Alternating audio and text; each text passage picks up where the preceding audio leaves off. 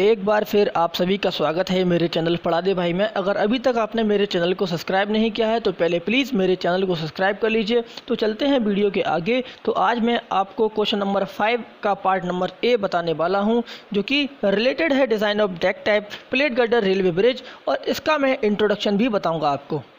आप देख रहे हैं एक डेक टाइप ब्रिज जिसके नीचे से एक रेलवे ट्रैक गुजर रहा है।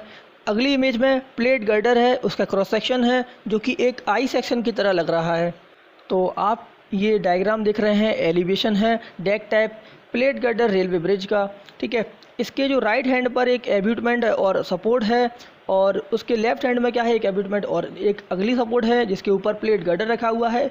बीच में से रिवर या फिर रोड या फिर नाला गुजरेगा। ठीक है, यहाँ पर है प्लेट गर्डर जो कि सपोर्ट पर डायरेक्टली रखा है। उसके बाद में स्लीपर्स हैं, उसकी स्पेसिंग है, और स्लीपर्स के ऊपर है रेल जिसके ऊपर मेरी क्या चलेगी, ट्रेन चलेगी या फिर रेल स्टॉक चलेगा। यहाँ पर मैं एक सेक्शन कट कर रहा हूँ एक्स, और उस सेक्शन को मैं ड्रॉ किया है मैंने इधर नीचे। ठीक है, तो देखते हैं सेक्शन एक्स में है क्या। तो सपोर्ट और एब्यूटमेंट के ऊपर रखे हैं दो प्लेट गर्डर्स, और प्लेट गर्डर का जो शेप है वो आई सेक्शन के जैसा है, और इन प्लेट गर्डर्स के ऊपर रखे हैं स्लीपर्स जो कि रेलवे ट्रैक के स्लीपर्स हैं। इन स्लीपर्स के ऊपर मेरे क्या हैं, स्टॉक रेल और चेक रेल्स हैं। ठीक है, तो इन स्लीपर्स के ऊपर क्या है, मेरी रेल्स आएंगी। तो ये जो है दोनों स्टॉक रेल्स हैं जिसके ऊपर रेल स्टॉक या फिर ट्रेन वैगन चलेगा, मतलब ट्रेन की बोगियाँ निकलेंगी उसके ऊपर से, और जो टायर होंगे वो इधर इन दोनों पर आ जाएंगे। और ये हैं दो मेरी गार्ड रेल या फिर चेक रेल जो इस ट्रेन को डीरेल होने से बचाएंगे। तो इस रेलवे ट्रैक के टॉप व्यू से समझते हैं। तो ये लॉन्गिट्यूडनल डायरेक्शन में जो कंटिन्यू हो रही हैं लाइंस, तो ये है मेरी रेल स्टॉक या फिर स्टॉक रेल जिसके ऊपर ट्रेन के पहिए आएंगे, और ये छोटे छोटे जो रेल्स हैं वो मेरे गार्ड रेल्स या फिर चेक रेल्स हैं जो कि ट्रेन को डीरेलमेंट होने से बचाएंगे, मतलब कि ऑफ ट्रैकिंग होने से बचाएंगे और मुड़ने में हेल्प करेंगे, पैड चेंज होने में हेल्प करेंगे। उसके बाद ये स्लीपर्स की आप स्पेसिंग देख सकते हैं, आपने ऐसा कुछ फॉर्मेशन रेलवे ट्रैक पर देखा होगा। तो चलते हैं आज के क्वेश्चन की तरफ जो कि क्वेश्चन नंबर 5 है। तो इसमें मैं लेकर आया हूँ design a deck type plate girder railway bridge for a single track BG, मतलब कि ब्रॉड गेज लोडिंग्स हैं। ठीक है, इफेक्टिव स्पान क्या है, 24 मीटर का स्पान है। स्पेसिंग बिटवीन गर्डर्स, जो प्लेट गर्डर के बीच की स्पेसिंग है वो कितनी है, 1.9 metre centre to centre. Weight of the stock rails जो है 260 newton per metre. Weight of the guard rail 280 newton per metre. Weight of the fastening 300 newton per metre of track, मतलब एक ट्रैक की। और टिम्बर के जो slippers हैं वो है 250 mm बाई 250 mm का क्रॉस सेक्शन है, और लेंथ है 2.8 मीटर। स्पेसिंग है 0.4 metre centre to centre. Density of the timber दिया है 7.4 kilo newton per metre cube. तो सबसे पहले बात करूंगा मैं सॉल्यूशन की। तो सॉल्यूशन में सबसे पहले आपको डायग्राम ड्रॉ करना पड़ेगा एक deck type plate girder railway bridge का। तो इसमें आपके दो प्लेट गर्डर्स हैं जिसकी spacing 1.9 metre centre to centre spacing पर है। उसके ऊपर स्लीपर रखे हुए हैं, उसके ऊपर स्टॉक रेल्स हैं। स्टॉक रेल्स के बीच में क्या है, गार्ड रेल्स या फिर चेक रेल्स हैं। तो चलते हैं क्वेश्चन की स्टेप नंबर फर्स्ट, लोडिंग्स। काफ़ी इंपॉर्टेंट है और आप थोड़ा ध्यान से समझना।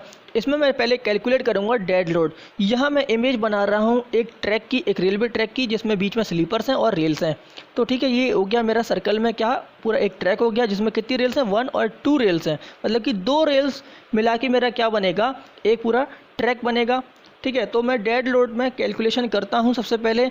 तो पहला है मेरा वेट ऑफ स्टॉक रेल्स पर ट्रैक पर मीटर, मतलब कि वेट ऑफ स्टॉक रेल्स पर track per metre is equals to, किसके बराबर होगा, हमें गिवन में दिया हुआ है 0.62 इंटू 2। यहाँ पर 2 का मल्टीप्लाई क्यों किया, मतलब कि एक ट्रैक में कितनी स्टॉक रेल्स हैं, यहाँ पर एक और ये दूसरी, मतलब कि एक ट्रैक में 2 रेल्स आएंगी।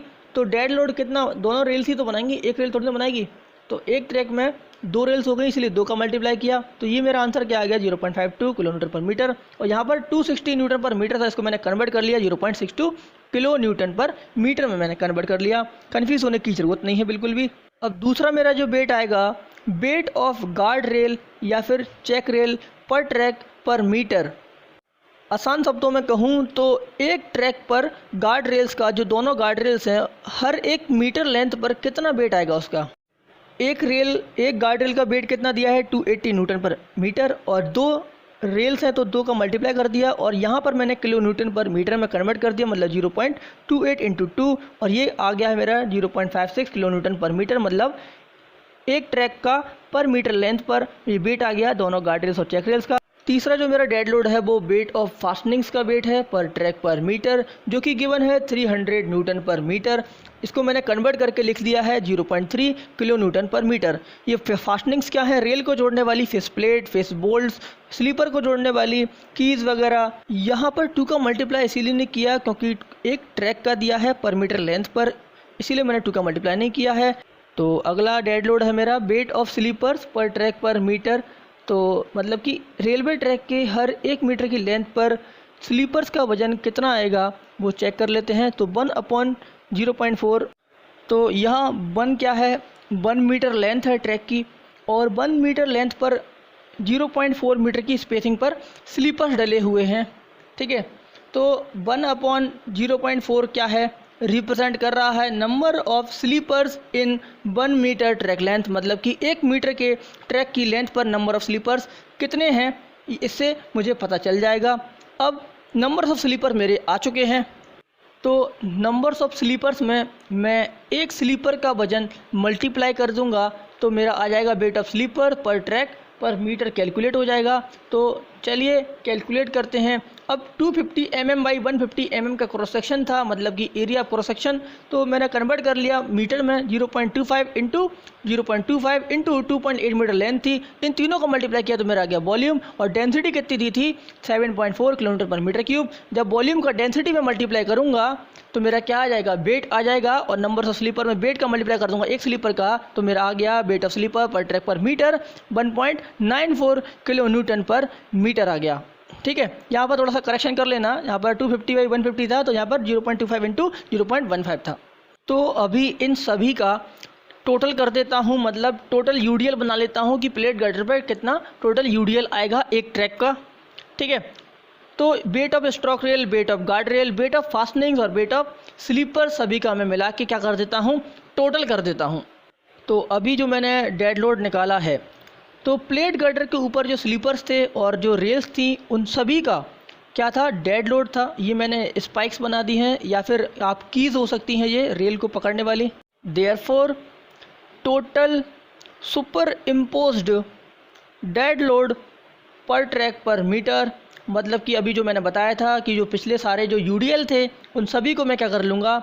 उनको मैं ऐड कर दूंगा तो मेरा क्या आ जाएगा? Total super impose dead load per track per metre. ये कितना आ गया? 3.32 किलो न्यूटन पर मीटर आ गया। ठीक है, तो देयरफॉर अब मैं लोड निकाल लेता हूँ कि ये जो यूडीएल है तो कितना लोड जनरेट करेगा प्लेट गर्डर के ऊपर। ठीक है, पूरा ट्रैक के ऊपर। तो 3.32 का क्या था? यूडीएल था। इसको यूडीएल को पॉइंट लोड में कन्वर्ट करने के लिए लेंथ का मल्टीप्लाई करना पड़ता है। यहाँ स्पान कितना था? 24 मीटर।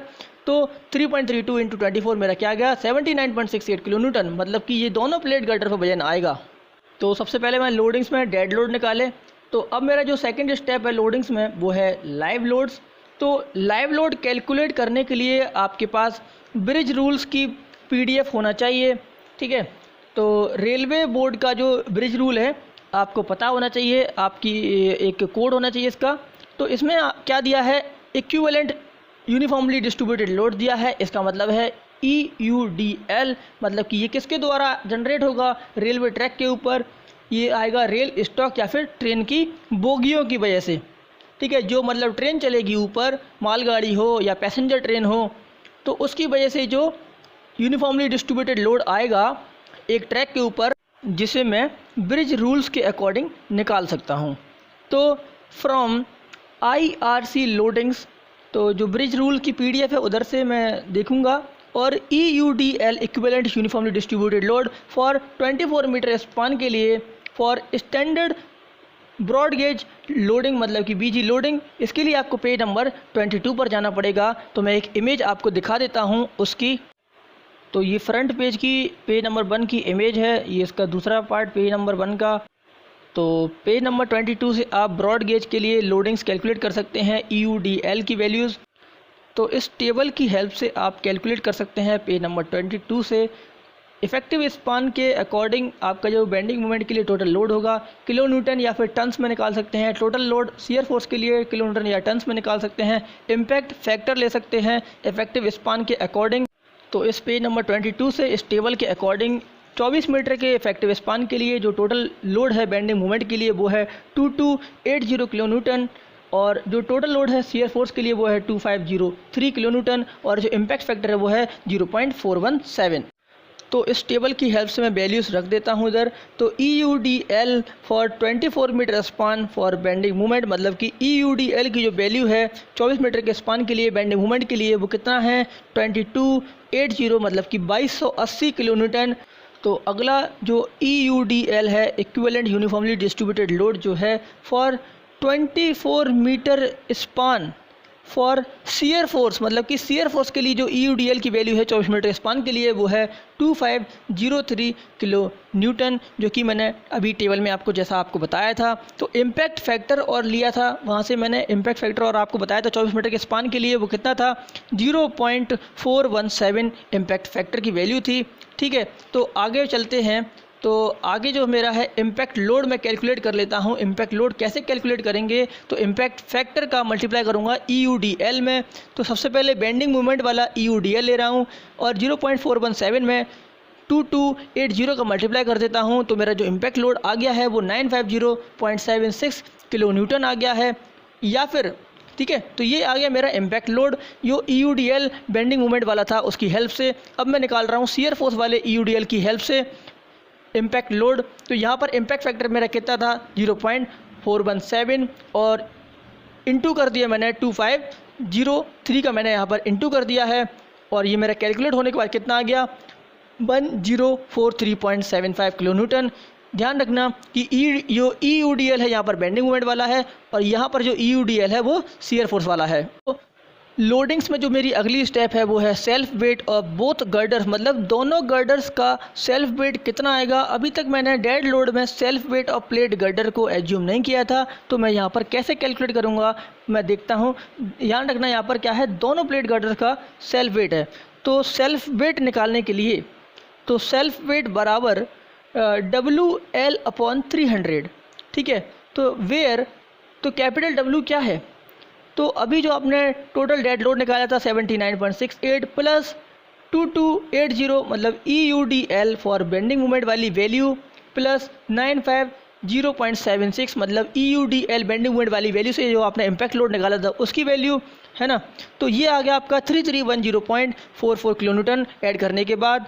तो जैसा कि देखो टोटल सुपर इम्पोज लोड था पर ट्रैक पर मीटर 3.32, इससे कितना निकला था 79.68 किलो न्यूटन जो पॉइंट लोड निकला था load on the plate girder. ये दोनों प्लेट गर्डर पर वेट था।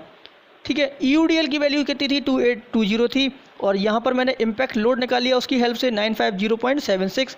तो EUDL जो लाइव लोड था प्लस इम्पैक्ट लोड था प्लस डेड लोड मिला के मैंने कैपिटल W निकाल लिया 3310.44 किलो न्यूटन। तो मेरा सेल्फ वेट निकाल लेता हूँ।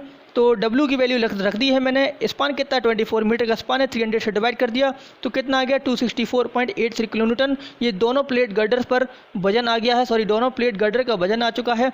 तो बोथ गर्डर पर वजन निकाल लेता हूँ, self weight of both girder पर मीटर निकाल लेता हूँ दोनों गर्डर का वजन।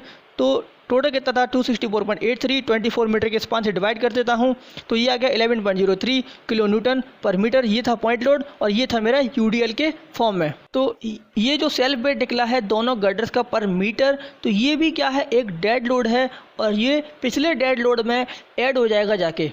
सो therefore total super impose dead load per track per metre, पहले मैंने रेल्स का प्लस फास्टनिंग का, guard rails, check rail, fastenings और स्लीपर्स का वेट निकाला था प्लेट गर्डर के ऊपर। अब प्लेट गर्डर का सेल्फ वेट भी आ चुका है UDL के फॉर्म में, तो पहले वाला प्लस अभी का मैंने दोनों को ऐड कर दिया 3.32 प्लस 11.03, तो ये कैलकुलेट होके आ गया 14.35 kilo newton per metre UDL के फॉर्म में। तो यहाँ पर एक टेबल बना रहा हूँ जहाँ पर लोड ले रहा हूँ डेड लोड, लाइव लोड और इम्पैक्ट लोड, और दूसरे कॉलम्स में क्या ले रहा हूँ for bending moment and for shear force.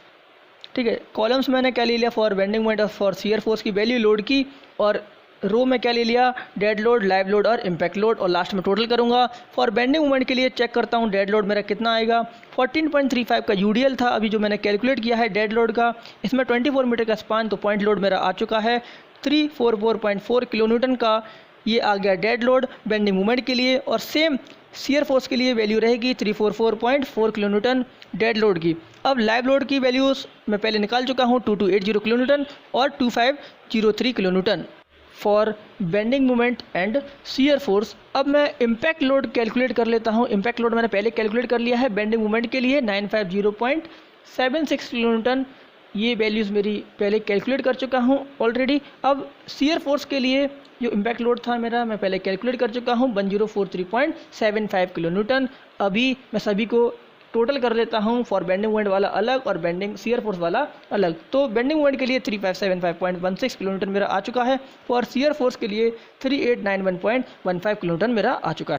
तो ये जो वैल्यूज़ आई हैं वो 24 मीटर के स्पान के लिए टोटल पॉइंट लोड की वैल्यूज़ आई हैं, ठीक है, दोनों गर्डर्स के ऊपर।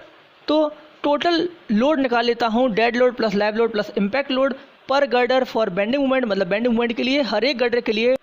तो 3575.16 को मैं 2 से डिवाइड कर दूंगा, क्योंकि 2 गर्डर हैं, हर एक गर्डर पर अगर वैल्यू चाहिए तो मेरा ये आ गया है 1787.58 किलोन्यूटन फॉर बेंडिंग मोमेंट के लिए हर एक गर्डर के लिए।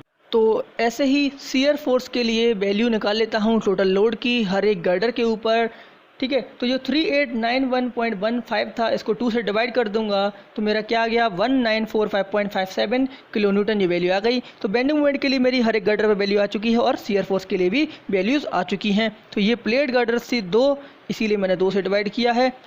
इस वीडियो के पार्ट नंबर बी के लिए आप वीडियो के डिस्क्रिप्शन में चेक कर सकते हैं, वीडियो का लिंक होगा, ठीक है। तो लाइक एंड कमेंट करें, शेयर करें अपने दोस्तों के साथ में अगर वीडियो आपको अच्छा लगा, ठीक है। मेरे चैनल को सब्सक्राइब करें and thanks for watching this video.